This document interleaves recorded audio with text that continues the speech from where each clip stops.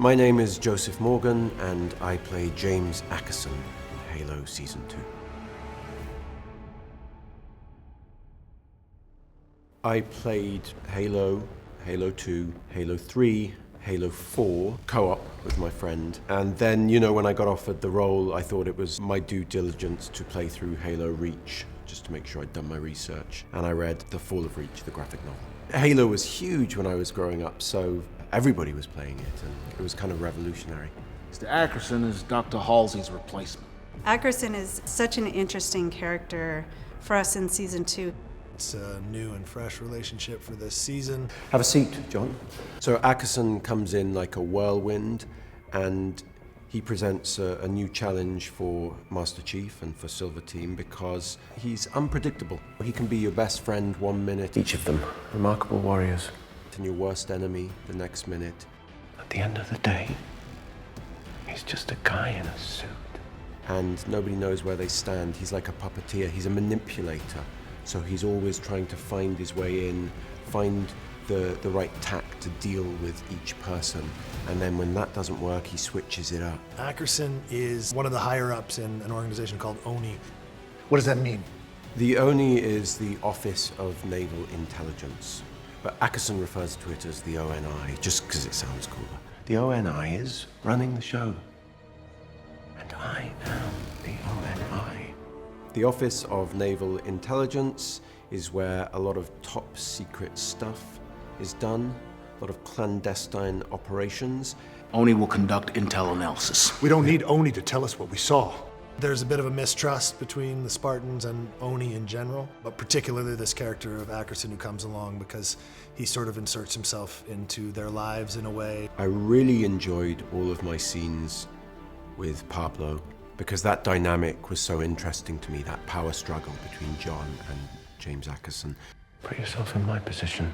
Ackerson views the work that Halsey has done as a stepping stone. I never thought I'd miss Halsey.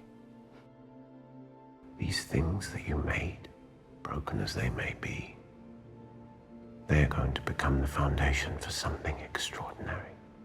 What Halsey reveals about Julia, it's devastating to Ackerson, really. I remember all of them. Especially your sister. Ackerson doesn't show much of kind of what's going on inside of him and his emotion and things related to his personal life. Don't you want to know how she died? She was so curious.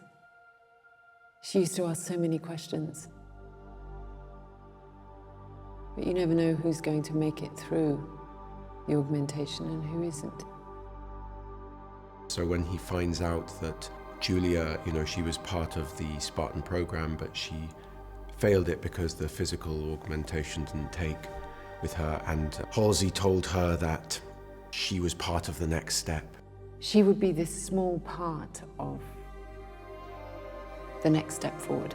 And for Ackerson, it hits a nerve because he feels like his sister died needlessly. She was the best and the brightest of them all, and she died needlessly because Halsey needed test subjects and they needed to be sacrificed. You took them when they were children, you conditioned them. And then when they were old enough to think for themselves, you made sure they never would. And so that just reinforces Ackerson's feeling of utter hatred towards this woman. I'm not a monster. I'm here because I believe in you. Yeah, I think Ackerson views the Spartans as tools, as weapons, and certainly as people second. Spartans never die. But his relationship with Kai and the experience he goes through with Kai certainly helps him see her more as a person. Ackerson sees Kai initially as a potential leader, but it's his favorite kind of leader because it's the kind of leader that's easily led. So he sees an opportunity there for him to be a mentor and for her to trust in him, and therefore he can kind of carry out his will through Kai. Master Chief is gone, but you are making the next generation in his image.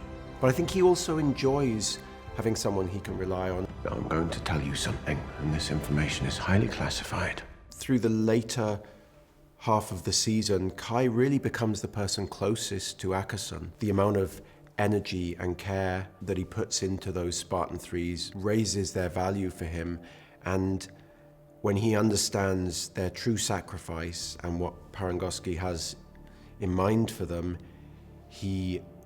that humanizes them for him.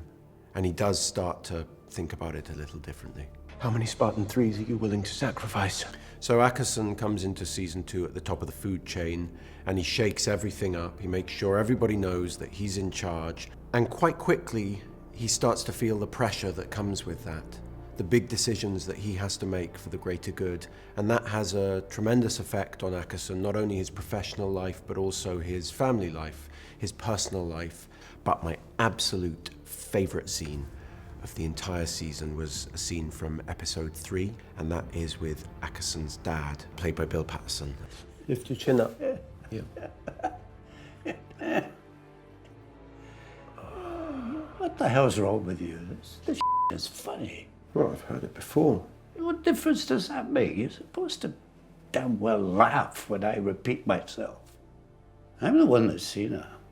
He is a bit of a national treasure where I'm from, and just such a wonderful actor. Your secret's safe for me. Is this about that thing that you weren't supposed to tell me? You weren't supposed to remember. I don't choose what I forget. One of my favorite moments from season 2 is a scene between Ackerson and his father, where Ackerson is coming to comfort his dad, and we realize that his dad has dementia and is forgetting all of these things about the family. She's gone, Dad. Julia's gone. Mum too. It's just this heartbreaking rendition done by an amazing actor named Bill Patterson. The loss of memory and the pain around not being able to remember the things that you should remember. It's just you and I know that. I damn well know that. Don't think that I don't know that. And to play what is possibly Ackerson's most vulnerable scene was, first of all, just such an incredible opportunity for me to show a different side of the character. And it's a beautiful scene done by Joseph Morgan and Bill Patterson. Now promise me you won't let them take me alive.